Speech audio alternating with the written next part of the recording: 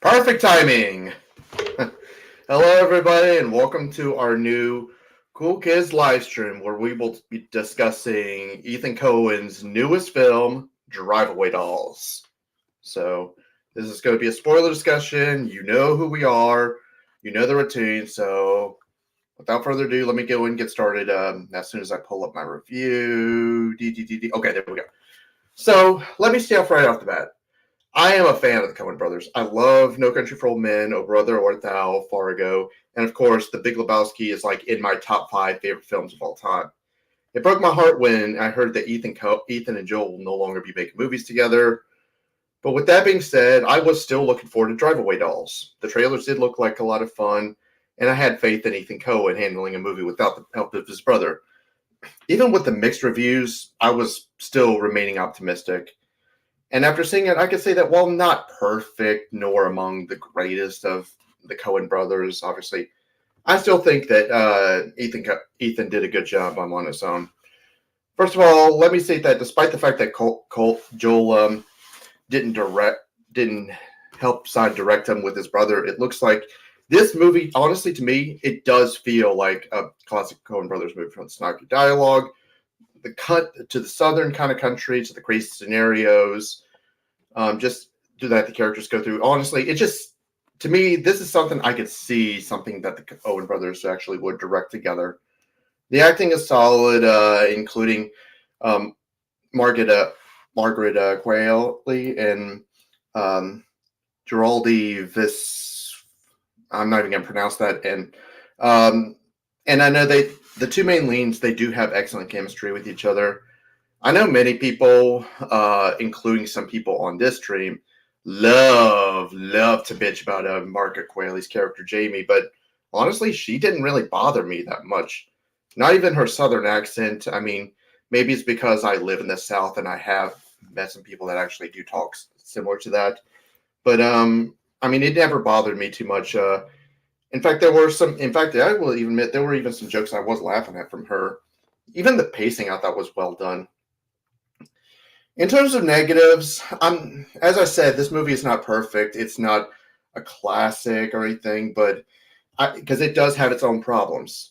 For example, I thought certain characters like Pedro Pascal, Dolman Domingo, and Matt Damon just felt kind of underutilized. While their performances were okay, I just felt like we could have used a little bit more of them to them. And also, and yes, I will agree with the haters of this. I will say, yes, the editing transitions were just so weird and out of place. They did feel a little too much and just felt like they didn't have much of a purpose to. Honestly, just the editing transitions just felt very weird. It started to get on my nerves a little bit. Pretty much like it just seems like all it's doing is just they're just saying like, hey, look how artsy we are. Overall, while it is one of the weaker of the Coen brothers films, I still enjoy myself watching it. I mean, I could see people's qualms with it, even though I don't agree with some. But I still think, to me, the good outweighs the bad for me. If you're looking for a good Coen brothers film to watch, I would say give this a watch. I mean, I'll say this: it's a hell of a lot better than most of the crap we got this month. And with that, my score is a 7 out of 10. All right. Mr. Starling, floor is yours. All right. I haven't seen every movie by the Coen brothers. I do have a bunch of their movies on my watch list. At the moment, the only ones I've seen were Fargo, Big Lebowski, and No Country for Old Men. Those two movies I absolutely love. I was curious to see how Ethan would do directing a movie on his own, especially since his brother Joel directed The Tragedy of Macbeth, which got a lot of critical acclaim. I haven't seen it, so I don't know if that was good or not. Did Ethan succeed? You know how like the Farley brothers, like when they split, one guy they started off directing a bunch of really dumb, gross out comedies, and one made a movie that won an Oscar, even though according to Rob, that movie wasn't very good. And the other movie and the other guy made a movie just making fun of special needs people for 2 hours. I'd say this is the case here. I'm sorry. I thought this movie was crap. Positives. Acting for the most part is fine. Shot well. There's a couple of moments I actually thought were pretty funny. I did laugh my ass off at the end. Oh, why do you want to go there? Oh, because gay marriage is legal. And then the grandma was like, okay, I'll admit that was funny.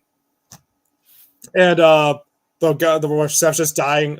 He's like, why does nobody care about Curly? Like, God damn it, man! Justice for Curly. What about Mo? Our leads have really good. What about Larry? Thank you. Our leads have really good chemistry with each other. There is, for a typical straight male, there's plenty of lesbian sex scenes to enjoy, but I do kind of have a problem with that. It is paced well, and unlike a lot of movies nowadays, it is not unnecessarily long. Unfortunately, that's it. All I have for positives.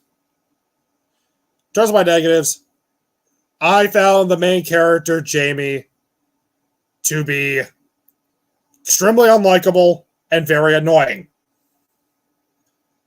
That fucking Texas accent got on my nerves very fast. Like after a while, that voice just started to get grating. Like I wanted to pull off my fucking ears.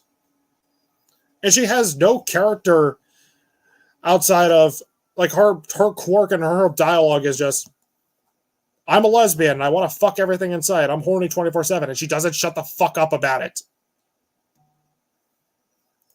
Speaking of which, I probably am not the right person to talk about this, and this might be controversial. I'm kind of sick of movies and shows nowadays mainly portraying LGBTQ people as just, I'm horny 24/7. There's better ways to represent them than that. It didn't work in Bros. It didn't work in Bottoms. It didn't work in Dicks the Musical. It doesn't work here. And the rest of the characters, they aren't anything to write home about either. Marian's just bland. Jonah Hill's sister is an annoying little douche, just like her brother. And the bad guys in the movie, they're just annoying. Outside of those couple jokes I mentioned, I did not think this movie was funny. I've rarely laughed at all the jokes because they just keep fucking repeating themselves like a Happy Madison movie. In my opinion, my biggest problem with this movie is the editing. It was just so obnoxious, choppy, and just didn't make sense. Like at points, I was getting flashbacks to Ang Lee's Hulk. Like the psychedelic transitions, they don't make sense. They're just there to say, "Hey, we're artsy too." I'm like, well, why is this happening? Why is this here? Why is Miley Cyrus here? And the story I just found to be very predictable and unoriginal. How many times have we seen the road trip movie with this premise done with road trip movies? The only thing missing was the friends breaking up, sad montage, and they get back together due to a heartwarming speech. I'm glad they didn't do that at least. Overall, I didn't care for this one. Hopefully Ethan does better with his next movie. I'd say skip this one, but if you are curious, maybe jump on the pirate ship with a bottle of rum. 3 out of 10.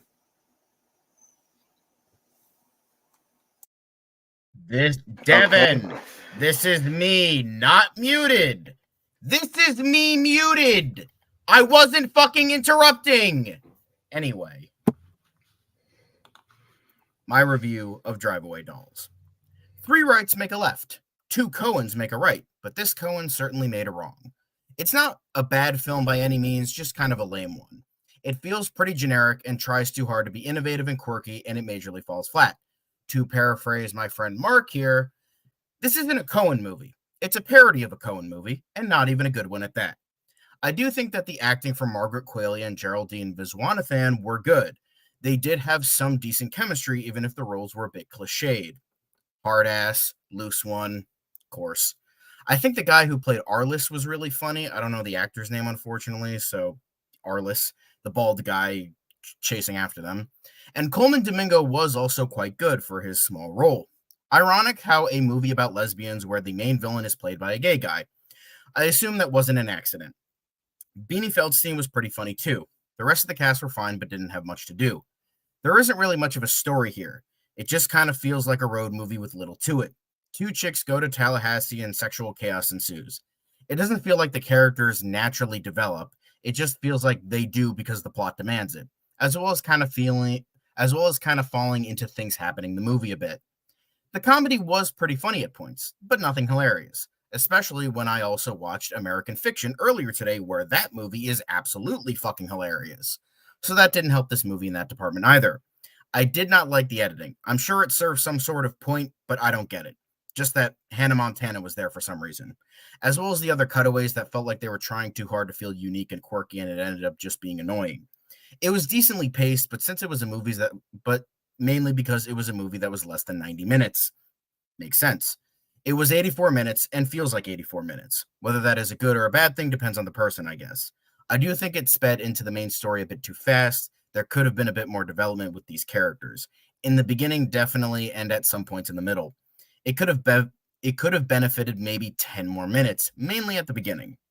It just feels like this movie is that girl in high school that's like, I'm so quirky, and proclaims how much she's not like other girls, but is in fact just way more annoying. Overall, it's not a bad film, but it falls into the place of trying too hard but not hard enough, and ends up being a lame movie that has a lot of sex, which might be someone's cup of tea, but not for me. Paul Verhoeven's Vendetta, this is not, although that is a very different film, to be fair. With that, I give it a 5 out of 10.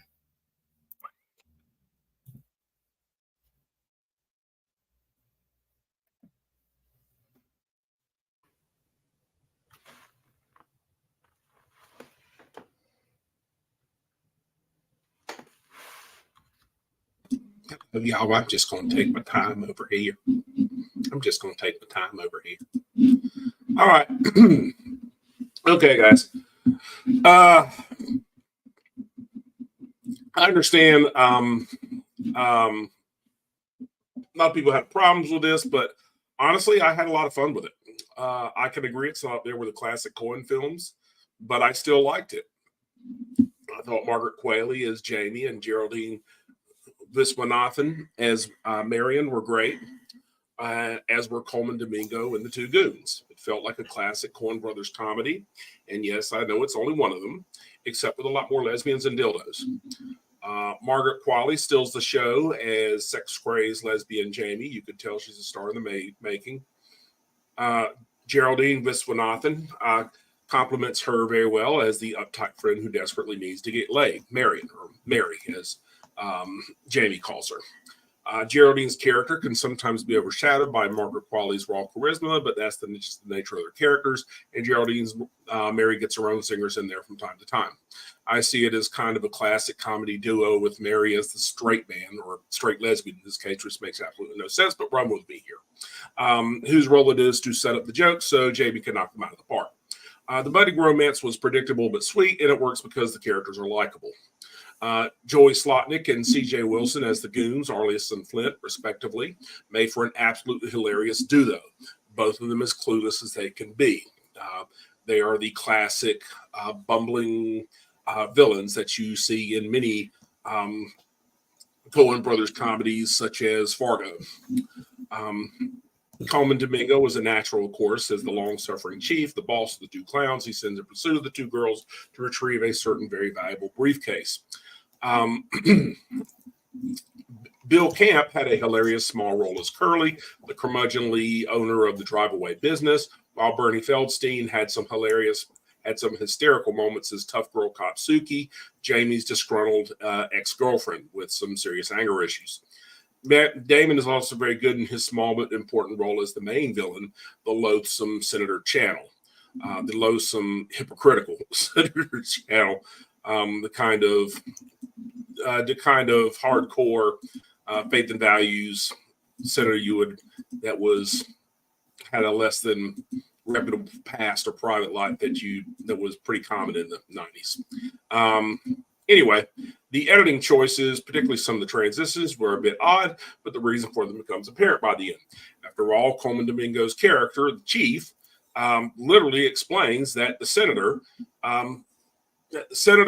had some did a lot of drugs in the past, and that I forget what the name of the character was, but she's based on the actual lady who just died a couple of years ago, Plaster Caster. The woman who took plaster cast of so many rock stars' penises, and literally, so she played a light version of that, and he literally explains that the senator took a lot of drugs back in the day, and Cynthia Plaster Caster, who was played in this by Miley Cyrus, and I literally I literally texted my daughter when she pops up and is like, Miley Cyrus, Miley is in this, because my daughter has been a Miley Cyrus fan since she watched Hannah Montana when she was a kid. But anyway, they literally explain that she plays plaster cast. He literally explains that she took a plaster mold of his penis, and that's why that whole system was in there. So I mean, it's literally explained by the end. It all kind of comes together at the end. So the music was solid, as was the cinematography. Overall, why this might not have been one of the better Coen films, it's certainly a good one. It's not as deep or as well constructed as some of the others, but at the end of the day, it's just a harmless, amusing, raunchy comedy about lesbians on a road trip with dildos. So my rating is a 7.5.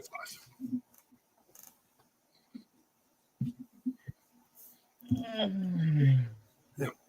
I'm not gonna lie, when I saw the briefcase filled with the dildos. Fun fact, Rammstein, for one of their albums, Leave Us for Holiday, a deluxe edition of the album included dildos of each of the members' dicks. Because German. I guess so. Kind of reminded me of like Pulp Fiction a little bit. Oh yeah, but that was probably obvious. Although for Pulp Fiction, you don't even know what's in the briefcase. Yeah, I think it was like it was just like he eventually said, "Oh, it's diamonds," but it's like anything you want it to be. I like to believe that it's Marcellus Wallace's soul. I always liked that theory. I sold my soul, and all I got was a briefcase. But yeah, I don't think this was like the worst thing ever. It's just like it's one of those movies where I'm like recognize the fact it's just not for me. This is not for me. It's not.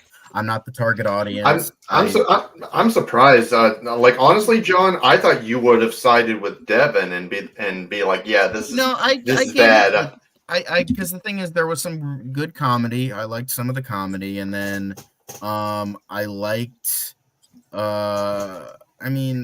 I feel like the editing choices would have been fine if they were just reined in a little bit more. Yeah. If they just like calm down a bit. I get like the LSD sort of thing. It was because it was foreshadowing the plaster caster thing, and yeah. I get it. I still don't think it was necessary. And and then the main relationship between the two girls is like there's a reason tropes become tropes to begin with, like the whole like Murtaugh and like lethal Murtaugh and Riggs, like Lethal Weapons. One's a tight ass, one is a loose end type of thing, and I get that. So like it was kind of a movie that was built on tropes, but it feels like it didn't really do anything new with them, but just kind of made it gay. That's kind of it. Like that's not enough to make it like, okay, we have this really tropey generic movie. Let's make it gay. That doesn't make it not tropey and generic. It's just a tropey and generic movie that is now gay. That's it. that That's doesn't bottoms for you. it doesn't reinvent I mean, I understand not everything has to try and reinvent the wheel, but it's like it just kind of feels like the writer Trisha Cook was just like, oh hey, we can make, dumb road movies too, just like the straight people. So it's like, okay, sure, you're gonna have a lot of people that's not gonna enjoy that, but hey, more power to you, I guess. But yeah, that's kind of it. But yeah, like I don't hate it. I think it's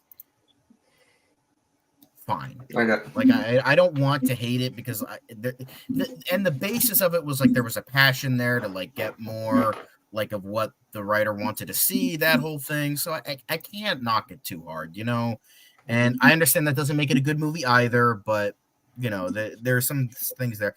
There's like little pieces, and overall not for me, but at least it was short. I'll give it that. At least it was short, which is more than you could say for something like the 3-hour movie that shall not be named. So Exactly. we don't all get pissed. I know, right? I'm talking too much. Mark, you start talking.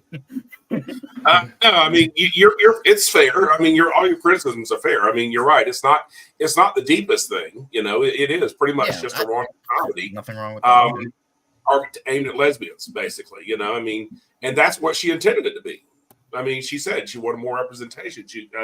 Which is fine, because and it's not going to work for everybody. That's fine. But yeah, it doesn't reinvent the wheel or anything. But I mean, I thought it worked because I thought the characters were really good in the cast. Or characters in the cast were really good.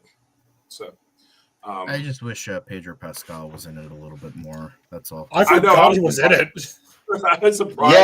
Yeah, I mean that's what I'm saying. Like I felt like a lot. I also love. Sorry to cut you off. I also love how Matt Damon is just like the guy that just makes weird cameos in movies. Like he was in the redneck in Deadpool 2. He was Loki in both Ragnarok and Love and Thunder. And then he was in this. It's like, all right, I mean, Matt Damon doesn't have to prove anything. The man was in fucking Oppenheimer last year. He doesn't have to prove a goddamn thing to anybody. So he's just like having fun with them. Like, yeah, sure, fuck it. Why not? Yeah. Although I do hope that dildo was an actual cast of Matt Damon's penis. I just feel like that would give him some sort of, little extra. You got a good dick. You got a good dick, my Some guy. more bragging rights. I know, right?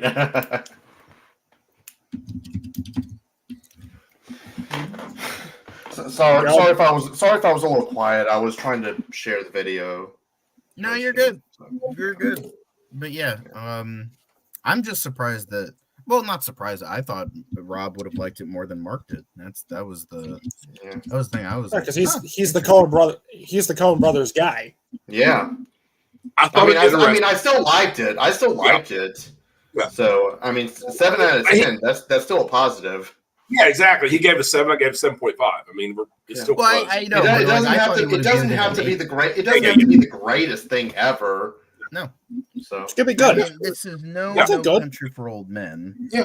I still don't know what to think about Big Lebowski. And I watched Fargo when I was like 12, so I didn't get it. So, like, I was like, okay, this is a movie. Can I go watch, fucking Nickelodeon now? Like, because my parents are like kind of weird. They're like, they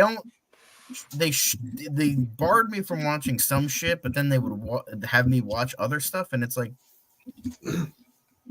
well, like what would they have you watch, and what would they have you I remember one time I don't know, I think I was like I was pretty young, to be fair. I think I was like 7 or something, and we were like watching Grease, and then and my mom was like, it was like halfway through the movie, and she's like, yeah, you won't like this, get out of here. I'm like, okay. And so I left because parent, and I'm like, parent telling me what to do. Another one, we were watching West Side Story, and I was like, I don't know, 5, and I'm just like, I don't care about this. And then my family's like shocked when I don't like see movies. It's like, you showed me weird, like you showed me Fargo, like when I was, and you showed me like this other shit, like just like, I don't know. So my parents are weird. Yeah, I'm glad you brought up American Fiction because that movie was so fucking funny. I just saw it earlier today because my parents it's still only available in the theater. So I'm like, I still really wanted to see it because it looked really funny, and it's nominated, all that. And I didn't want to miss my chance to see it, and they were seeing it early enough that I still would have catch this even before I knew it was a short movie. So I wanted to, see that, and that was really good. That was really, really excellent. I would say it's probably my third favorite Best Picture nomination if I had to rate them, only behind Holdovers and Oppenheimer. Although it is kind of neck and neck with Holdovers, like both were supremely excellent. I don't know. It's just one of those things. Like I think I prefer Holdovers, but American Fiction was one of those movies I can't think of anything wrong with it. Like I think it just comes down to preference in that case. But anyway, wrong movie. Talk about the other movie that we're supposed to be talking about. I know. I want to change the name of the book. What do you want to call it? Fuck. Hey, that was pretty funny. So fucking funny. Tiffany Cook. Speaking of which, she wanted to originally Trisha Cook. Sorry. Yes, I was gonna say Trisha Cook. I'm saying Tiffany because that was Miley Cyrus's character's name, Tiffany Plastercaster, based on Cynthia Plastercaster. You guys are aware of Cynthia Plastercaster. I am not. When you spoke about that, I'm like, I didn't know that was a real person. Yes, that was a real person. Devin, you have to know Cynthia Plastercaster. Huh? What? Cynthia Plastercaster, the woman from like the 60s and 70s, who very famously made molds of rock stars' penises, including everybody from like Mick Jagger to Jimi Hendrix. Jimi Hendrix, all sorts of them. Yeah, you could tell Frank Zappa. Yeah, Frank Zappa. You can tell Jimmy's because it's bigger than everybody's. Like she had like a wall of, but she died like fairly recently. They even had a 2022. Mm-hmm. Yeah, 2022. Yeah. But I mean, that's who her character was based on. That's why, when you see her in there and you see the cinder in bed, it's like a weird wig on, like, okay, there's some kind of sex and drug thing going on here, clearly. Because you only see those psychedelic transitions because it always like will switch to like the briefcase or the back of the trunk, and then it shows that it has something to do with what's in that briefcase. And sure enough, his explanation, okay, that makes sense. So, because I mean, his explanation is kind of quick. It's kind of quick if you'll miss it, So I mean, I get why. Jesus Christ, 77 dicks. Yeah. Wow. Yeah. In a row?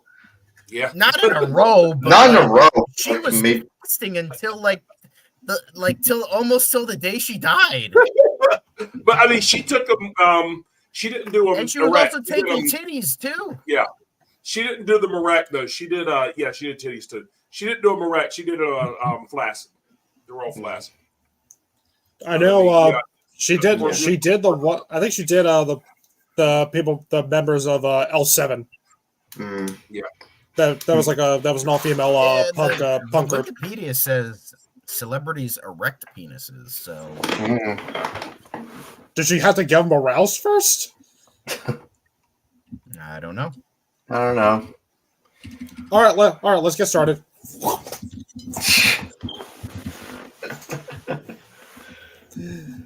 Apparently, some of them were mold failures. But going back to the movie, I know that I already mentioned like my favorite Coen Brothers movie. I think John, you mentioned what you thought of the ones you saw. Like Mark, Devin, what are your favorite Coen Brothers movies? At least from the ones you've seen. Big Lebowski. The Dude. And also No Country for Old Men. That's a great one too. Anton alone makes that movie so amazing.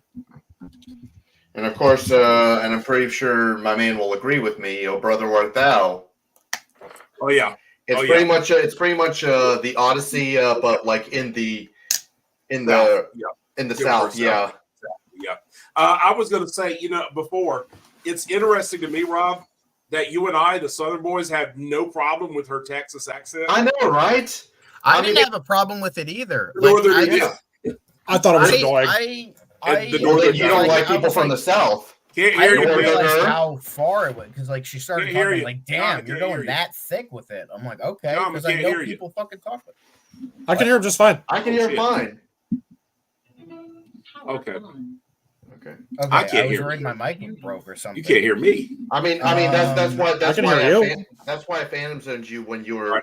mentioning because I mean I was able to hear you talk. Sorry about that. No, it's just my speaker. Sometimes it would just randomly disconnect. It's a Bluetooth speaker. Sometimes it would just, and it got charged. It would just sometimes just randomly disconnect. So, But yeah, so I forgot what I was talking about. You were talking about the Southern accent. Yeah, the Southern accent. Like, I get it. Like, when she started talking, I was like, "Damn, you're really gonna go that thick?" And I know people talk like that, so it never really got aggravating. Yeah. Because like initially, I was like, "Damn," I'm like, "Okay," well, and I just kind of got used to it. Like it was just like, wow, because it just seems. Because the thing is about movies, it's like, oh, that's definitely fake, but it's like, no.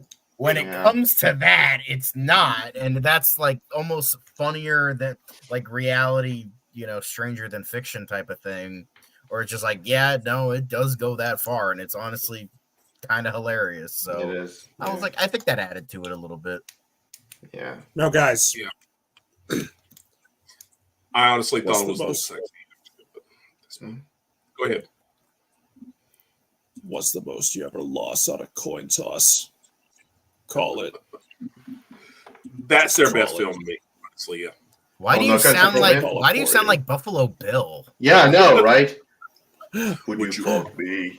I'd fuck I'd fuck me. I'd fuck you so hard. So Oh, I Good also. God. I was trying to be. I was trying to do Anton. No, you can't. What's the most? Whoever lost like you got to do it like that, Anyway, so by the way, I forgot. I also watched Oh Brother Where Art Thou and Barton Fink. Barton Fink is another one. I have no fucking idea what I watch, and I'm like, I don't think I ever want to watch this movie again. And then Oh Brother Where Art Thou was pretty good. So, Kind of like how you also- were with Hereditary. Yeah. Yeah. Oh, brother. I know. Oh, brother. I know. I was like. I know. I was like that with. I think. No way.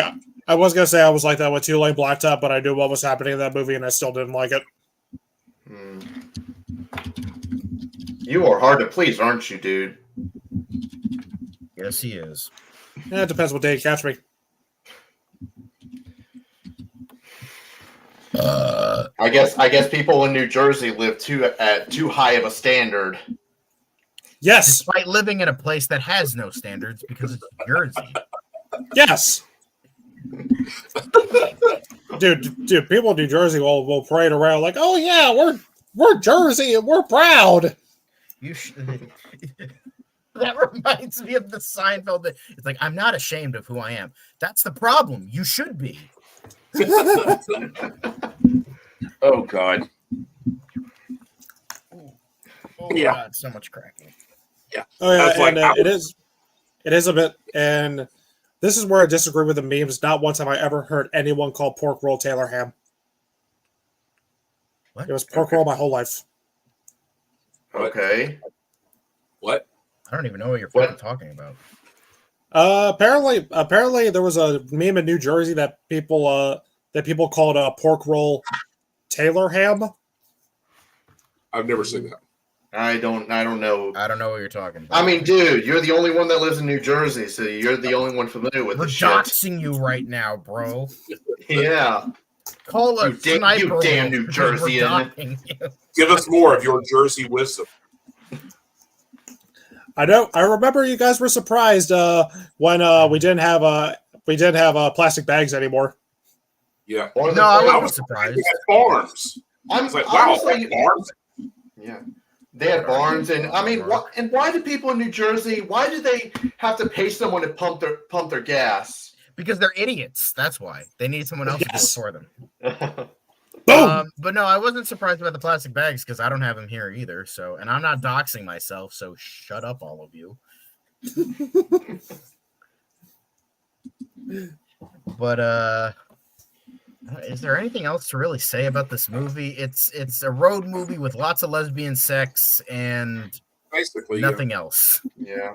I mean, And it's it's annoying. basically, it reminds me of like a particular raunchy road trip sex comedy. Yeah. You know, Yeah, that's pretty much what it reminds me of too. It just goes to show lesbians can also make shitty sex comedies too. Yes. well, I mean, that doesn't necessarily make them bad because, hey, Exactly. after all, Scotty doesn't know. Scotty Scotty doesn't know. Scotty doesn't know. Exactly. Speaking That was of another Matt Damon cameo. That's why you said it. Speaking Mark. of Matt Damon cameos, Matt Damon loves That's the comedies. best one. I've never seen that movie. I just know of that one scene. So that's the best part of the movie, I can imagine. I know the song because I heard it at emo night. I've seen the movie. The movie's it's harmless. It's fine. I haven't seen your road trip you either. do see Michelle Trachtenberg's titties, so there is that. Actually, I don't think you actually do. I think in the unrated cut you do, but I mean in the normal one you actually don't. Yeah, the boring. She does version. flash the road, but you see the back. But, I mean, yeah. Anyway, yeah, I don't really know what else to say. Yeah, I don't know. We could just end it here if you want. I mean, yeah, we can. I feel bad because I know you're such a big Coen Brothers fan, but I feel like there's nothing else to really talk about. Yeah, I mean, unless you want to talk some more about the Coen Brothers. Well, what would you say our top three? Each we say our top three Coen Brothers movies are. Top three Coen Brothers movies? I'd have to sit out this one. I haven't seen all their stuff to make a judgment. Just among what you've seen. Let's just like probably. Let's see here. I would probably say Big Lebowski is obviously number one for me, followed by No Country for Old Men, and I would put Oh Brother Art Thou. Yeah, I would say No Country for Old Men, Oh Brother Where Art Thou, and then I guess Fargo, because again, Big Lebowski is an anomaly to me, so I can't. Funny enough is that Ben's favorite Coen Brothers movie is Fargo. That's like one of his favorite movies. I love Fargo's almost. I love Fargo. It's honestly between for their best movie. It's honestly between No Country for Old Men and Fargo. I'm going to say I said give the edge to No Country for Old Men, but Fargo is. Damn, it's up there too with me. So those are my top two, and I would say I guess for me, Fargo kind of. Oh, sorry. I'm sorry. Go ahead. Fargo gets the number 3 just for the one line. I assume that was your account. So, John, I'm just kind of curious, but you said that you didn't know what to think of the Big Lebowski. Like, is there? It's just like a movie that, like, I was just watching it, and I'm like. Okay, I didn't know what to think. I don't know what to think of the Big Lebowski. I'm like, is this like performance art? Is this a movie? Is this not a movie? Like, I didn't know. Like, I was just watching. I'm like, I don't know what to take from this. Like, I didn't know what I was watching. I'm like, I don't know what this movie is. Like, I just like, I'm like, I can't like explain it. You know, because there's movies like that where you're just like, I don't know what to think of it. Like, I don't know. It's a movie. It's well made and everything. Like, another one is Two-Lane Blacktop. I know Devin didn't like that one, but that one was kind of like an anomaly to me. I still have no idea what to make of Midsummer. Yeah. I still have no idea what Hereditary is another one. Barton Fink is another one. Blow Up is another one where it's just like, what the fuck? But not in a good way or a bad way, just kind of neutral. What the fuck? I haven't seen all of their films. There's some I haven't seen that I still want to see, like Barton Fink, A Serious Man, Llewellyn Davis. You know, what's that? I heard Serious Man was really, really good. Yeah, I've heard that's really good too. I've heard Barton good too. But there's another one that's I think is kind of underrated. A couple others. True Grit. True Grit, yes. The remake of True Grit, yes. That's an awesome one. I plan on watching that one eventually. Watch it with the when you do watch the original as well. Yeah, I've already seen the original. Oh, you've already seen the original. Oh, perfect. That was the first movie I watched for. That was the first movie I watched for the challenge. Oh, fantastic! You mean for the randomized You mean for the randomizer, Devin? Yes, that was the first movie the Oh, randomizer hell, ever picked. Oh, great randomizer. What should I watch next? Nothing. Uh, Oh, hell, the Oh, hell, the great great randomizer! Call it Fortuna, for the Greek goddess Fortuna, Greek goddess of fortune. Oh, and yeah, and then Mark, remember? Yeah. I know Devin mentioned it earlier. The tragedy of Macbeth that came out a few years ago. That was Joel Coen. That was Joel Coen. Yeah. Yeah. Starring his wife, Frances McDormand. Oh yeah. Well, she's fantastic anyway, so who cares? Yeah, she's fantastic. But also, the Ballad of Buster Scruggs. I think that might have been the last one they did together. I think that so, was yeah. fantastic. That one was good. That one was good. Yeah. All of those were great. Yeah, all of the I loved all of the little vignettes. I know, right? Those were all really good. Really funny. And Hail Caesar, I even thought was good. That's kind of one of the Hail Caesar's a good one. That's a good one too. Is Hail Caesar? Yeah, I thought it was funny. Yeah, it was. But, yeah, I like another movie. Sorry. No, go on. I'm sorry. I like Burn After Reading too. That's it. Go ahead. Burn After Reading is another good one. I think another. What the fuck is this? Oh, that's where that's from? Yes. Burn After Reading. What the fuck is this? Yes. I never knew where that clip came from. Yeah. I guess another like anomaly movie where I'm like, what? Altered States was one. I love Altered States. Such an excellent film. Honestly, sorry, Devin. Honestly, when I first watched The Boy and the Heron, I'm like, what the fuck is happening? Are you said you are planning to rewatch that, right? Yeah, I do plan on it, but I was just once like the fantasy element kicked in, I'm like, all right, I'm lost. What's happening? Miyazaki, get off the acid. Well, I mean, a lot of Miyazaki's films they have that little surreal kind of take on it, so didn't really surprise me. But I mean, we're not here we've already discussed that movie. So yeah, watch our review of that one. Yeah, go watch our review. We're our review. Support us, subscribe, like, comment, and survive. Yeah, we're doing wank plugs like Hack the Movies.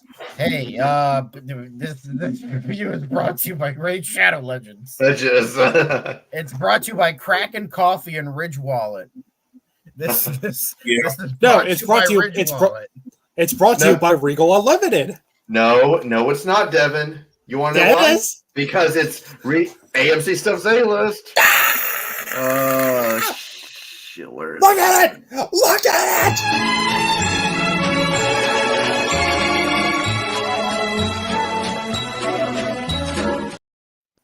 No.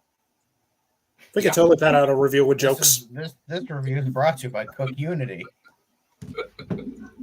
Yeah. I was gonna say technically, John, you have enough subscribers to actually do. I don't have enough subscribers sponsors. to do fucking diddly squat. I get like pennies on the dollar for what I fucking get. So I get nothing. You lose. Good day, sir. Good day, sir. Hey, guys. I'm just reading on NBC News about the film, and apparently, Ethan and his wife, Trisha, are Trisha Cook. They have been toying for some time with the idea of making a trilogy of lesbian B movies. So yeah, they said apparently they've been toying with that idea for decades. So because everything has to be a trilogy. Soon we're gonna get a lesbian cinematic universe. The LCU.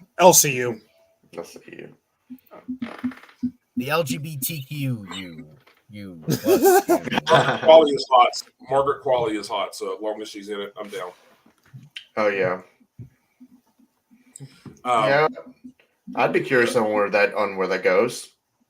I know these two won't though. If it's better than this, then sure. Yeah, I thought it was fun. Yeah, Beanie Feldstein was funny to me. Like when she goes to the club, she's complaining about her girlfriend, then girlfriend at the time. Yeah. Jamie, she's like, whore. She's like, you put a speedometer on her pussy and have 500,000 miles on there. Yeah, I like how she beats up the dude in her Yeah, I apartment. That was really funny. Oh my gosh, she beats the shit out of him. So, Mark, you know how you were saying earlier in the chat that Ethan Coen's wife was a lesbian? Yeah. She revealed in an interview that that her and Ethan have other partners despite being married and being co-parents. Yep. Yeah. Mm-hmm. Yeah. I don't get it, but whatever. They have a non-traditional relationship. That's increasingly more and more common nowadays. Increasingly more. Yeah. I don't get it.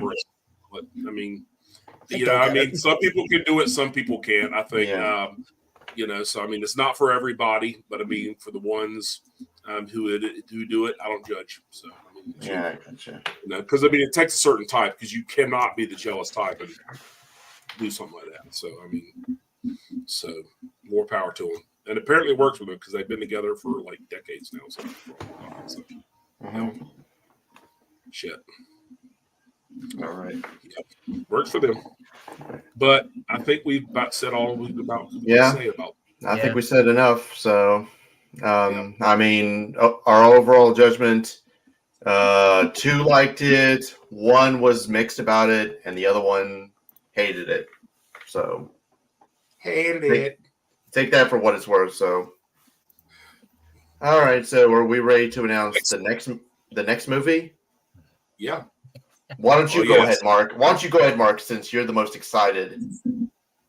Well, he's hosting it, so I know that. God damn it! Here, this would be my Chris knife right here. Long live the fighters.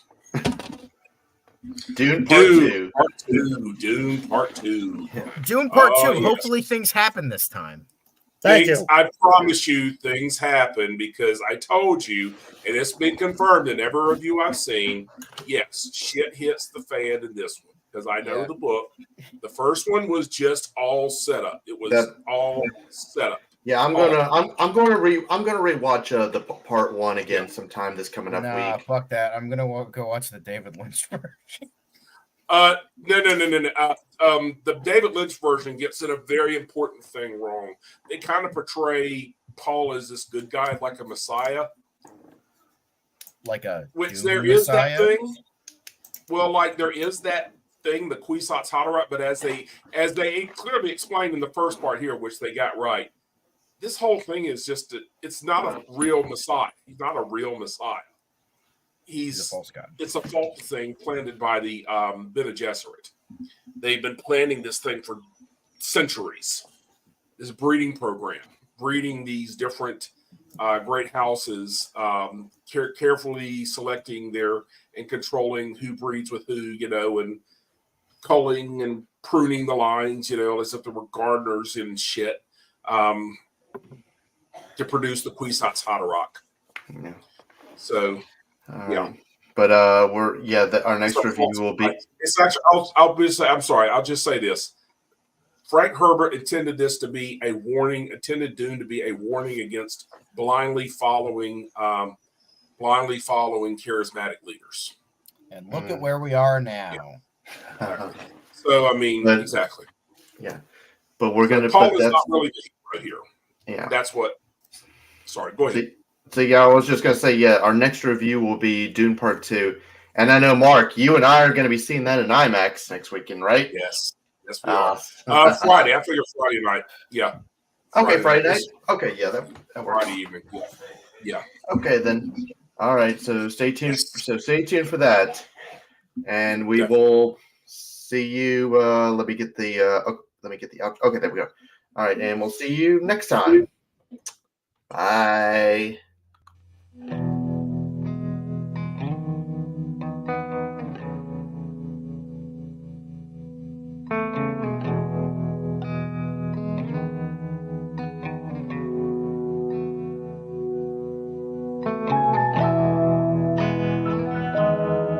We have our life.